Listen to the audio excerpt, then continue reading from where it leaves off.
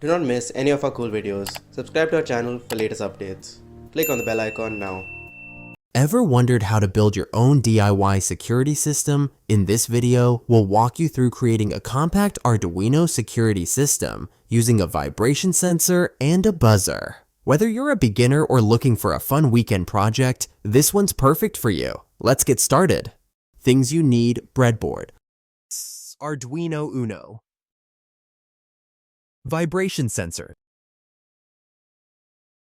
LED, jumper wires. In this circuit, we are using an Arduino Uno R3, a vibration sensor, and an LED to detect and indicate vibrations. The vibration sensor has 3 pins: VCC, GND, and out. Connect the VCC pin of the sensor to the 5V pin on the Arduino. Connect the GND pin of the sensor to the GND on the Arduino. Then, connect the out pin to digital pin 7 on the Arduino.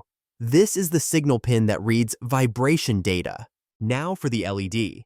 The positive leg, or the longer leg of the LED, is connected to pin 13 on the Arduino through a 220 ohm resistor to limit the current. The shorter leg of the LED is connected to GND. When the vibration sensor detects movement or shock, it sends a high signal to pin 7. The Arduino reads this signal, and if vibration is detected, the LED on pin 13 will light up to give a visual indication. This simple circuit helps monitor vibrations and provides real-time feedback. First, the sensor pin is defined as vibration R signal and assigned to digital pin 7. Another variable, sensor state, is declared to store the value read from the sensor. In the setup function, the pin is set as an input using pin mode, and serial communication is initialized at a baud rate of 9600 using serial.begin. The loop function runs continuously. It starts by printing the text vibration status to the serial monitor. Then, the code reads the digital signal from the sensor using digital read and stores the result in sensor state. If the sensor detects vibration, the value will be 1 and the code prints sensing vibration. If no vibration is detected, it prints no vibration.